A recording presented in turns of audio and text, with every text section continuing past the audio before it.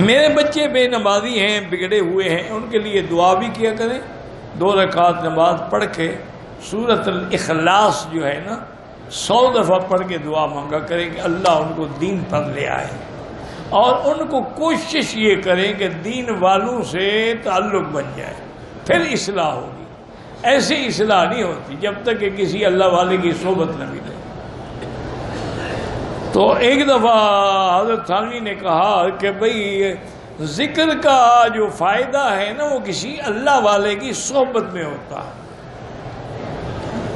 ایک میرے جیسا کو مولوی بھی بیٹھا ہوگا نا، تو اس نے کہا حضرت ذکر کا اپنا ایک فائدہ ہے، پھر اللہ والے کی صحبت کی کیا ضرورت ہے؟